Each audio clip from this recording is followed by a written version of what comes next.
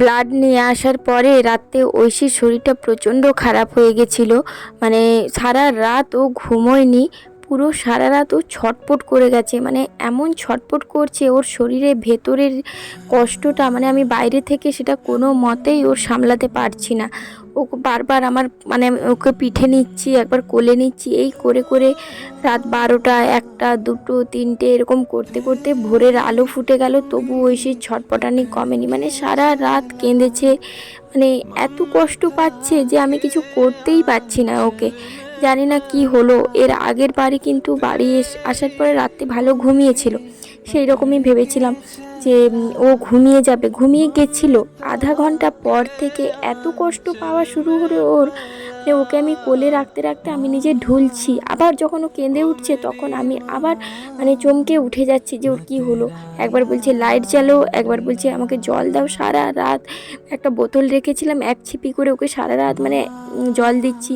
কিছু খাবে জিজ্ঞাসা করছি, কিচ্ছু খাবে না, কিছু না, কিন্তু প্রচণ্ড ছটফট করে গেছে সারা রাত ধরে। আর এই যে দেখো সকালে রান্নাবান্না সেরে ওকে আমি একটু বসিয়েছি, আমি বললাম যে চলো একটু মাথায় ভালো করে তেল মাখিয়ে দিই, তাহলে তোমার শরীরটা অনেকটা আরাম লাগবে। একটু ও ঠাকুমার সঙ্গে 2টো বিস্কুট খেয়েছে, আর এখনও কিছু খায়নি। তো ওকে খাওয়াবো, তার আগে ওর মাথাটা একটু ভালো করে তেল দিয়ে মাসাজ করে দিচ্ছি, যাতে ওর একটু আরাম হয়। আর ও সেটা নিচ্ছেও, দেখো কত সুন্দর করে। মানে আমি বলছি মাথায়, দেখো সত্যি কথা বলতে নিজেদেরও মাথায় তেল নেওয়ার পরে শরীরটা কতটা হালকা লাগে, তাই না? তো সেই রকম ভাবলাম ওরও যখন শরীরটা খারাপ লাগছে ওকে একটু ভালো করে মাথায় তেল দিই। আর এমনই হয়েছে, ওর গায়ে এখন তেল দিতে পারি না, কারণ তোমরা সকলেই জানো শরীর মানে এতটাই পিঠে পেটে অ্যালার্জির মতো বেরিয়ে গেছে। এত ওষুধ লাগাচ্ছি, 2 দিন ভালো হচ্ছে, আবার হয়ে যাচ্ছে। জানি না কী জন্য এত অ্যালার্জি হচ্ছে। তো সেই জন্য ওর গায়ে তেল মাখাতেও পারি না, শুধু রুখা চান করাতে হয়। তারপরে ওই যে একটা মলম দিয়েছে ডক্টর, সেই মলমটা মানে ক্রিমটা লাগাই, তারপরে ওষুধের যে মলমটা সেটা লাগাই। তো এখন দেখো ওর চুলটা আমি একটু বেঁধে দিচ্ছি, আমি যে একটু চুলটা বাঁধা থাক, কেমন লাগছে। আর ও কী করেছে, গাডারগুলো তার আগে ছুঁড়ে ফেলে দিয়েছে, তারপর আমাকে দেখাচ্ছে যে ওই দিকে ফেলেছি।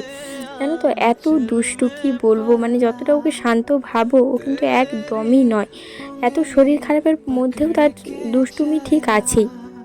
আর এখন ও চুলটা আমি বলছি একটাই বেঁধে দিই, 2টো গার্ডার নিয়ে এসেছিলাম, তাই ও দেখাচ্ছিল আমাকে যে আরও একটা আছে। আমি বলছি এখন একটাই বাঁধা থাক, ভালো করে মাথায় জল নিয়ে পুরো স্নান করতে হবে খুব সুন্দর করে।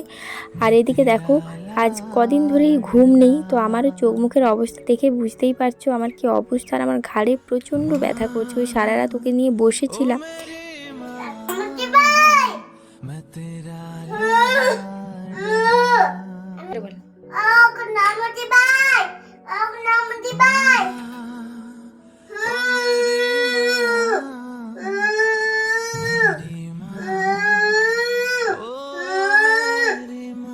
তোমরা দেখতেই পেলে ঐশী কেমন ঠাকুর ঘরে মানে পুজো করছে। আমি পুজো করছিলাম স্নান টান করে গিয়ে, তখন ঐশী শুরু করেছে ওই ছোট্ট শাঁখটা নিয়ে ঠাকুরকে নিয়ে ওম নমঃ শিবায় ওম নমঃ শিবায় করে যাচ্ছে। আর তারপরেও বলছে আমাকে যেন আর ইঞ্জেকশন নিতে না হয়, আমাকে এত কষ্ট দিও না, আমাকে অনেক আশীর্বাদ করো।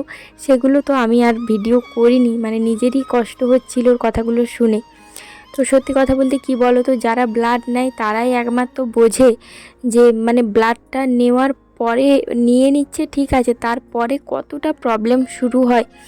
এই যে মানে খিটখিটে ভাব, 2-3 দিন না ব্লাডটা শরীরে স্থির হতে টাইম লাগে। আমি তো ঐশীকে আজ 2-2.5 বছর ধরে, মানে 2-2.5 বছর কেন, ওরা 2.5 বছর একটানা 2.5 বছর ধরে আমি ওকে দেখছি।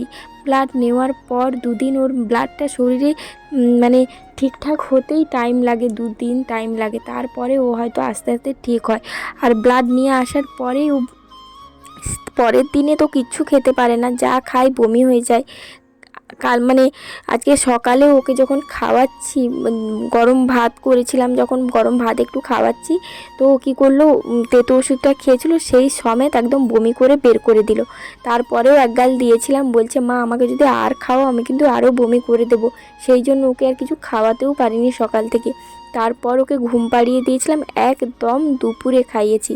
আর যেহেতু আজকে বুধবার, সেই জন্য ওর অনেক ওষুধ ছিল, কিন্তু লাস্টের দুটো ওষুধ ওকে আর দিইনি, কারণ ওর শরীরটা এতটাই খারাপ, উইক হয়ে গেছে, খাবারও খায়নি, সেই জন্য আর দুটো ওষুধ আমি দিলাম না। আমি যে থাক, ওষুধ দিয়ে কোনো তো এমনিতেই কাজ হচ্ছে না, আর দিয়ে ওকে আরও অসুস্থ করব না।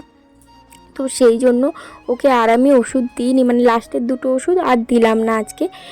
তারপরে দুপুরে ওকে কী করলাম, ঘুম থেকে তুলে স্নান টান করিয়ে একটু মাছ আর ভাত খাইয়েছি, মানে পেঁপের যে ঝোল করেছিলাম, ও বলছে আমি ঝোল দিয়ে খাবো না, শুধু তিল ভাজা হয়েছিল, ওই তিল ভাজা দিয়ে শুকনো ভাত খেয়েছিল একটু, মানে আমাদের দুগাল যেটা হবে ও সেইটুকু খেয়েছে, আর মাছটা খেয়েছিল, বাস এইটুকুই ওর খাওয়া, মানে আজকে সারাদিনেই ওর খাওয়া দাওয়া নেই। আর এখন দেখো ওই 5:30 মতো বাজে, আর আমি এখন জামা কাপড়, মানে সারাদিন তো বৃষ্টি হচ্ছে, কিছু তো শুকনো হয়নি, যেই কটা আগের দিনে তোলা ছিল, আর আজকে যেই কটা এই যে বিছানার চাদর এগুলো তো নিয়ে গেছিলাম, মানে বেডে পাতার জন্য প্রত্যেকবারে এই চাদরটা নিয়ে যাই, তো সেই জন্য এইগুলো শুকিয়ে গেছে, তো পাট করে রেখে দিচ্ছি। আর এই জমা হতে হতে না অনেক জমা হয়ে যায় জানো তো, তারপরে আর ইচ্ছেই করে না যে এগুলো সব গুছিয়ে রাখি। দেখো, মানে মনে কষ্ট থাকলে, আমি জানি না কে কে কী পারে, আমি সত্যিই পারি না, আমার যখন ভেতরে খুব কষ্ট হয় আমি সত্যিই কিছু করতে পারি না, আমার মনটা লাগেই না কোনো কাজের দিকে, জানি না কেন এরকম। আর কবে যে আমার জীবনটা মানে আগের মতো ঠিকঠাক হবে, সেটাই ঠাকুরকে দিনরাত বলি, যে অন্তত ব্লাড দেওয়াটা বন্ধ করে দাও। আমি জানি এই রোগ ঘোচাতে, মানে এই রোগটা সারাতে আমাদের অনেক তপস্যা করতে হবে, এত সহজে তো হবে না, কিন্তু ওর ব্লাড দেওয়াটা বন্ধ করে দাও। এই যে প্রতি সপ্তাহে ব্লাড টেস্ট, প্রতি 15 দিন অন্তর ব্লাড টেস্ট, তারপর এই যে ব্লাড দেওয়া, এত কষ্ট আর নিতে পারছি না ভগবান,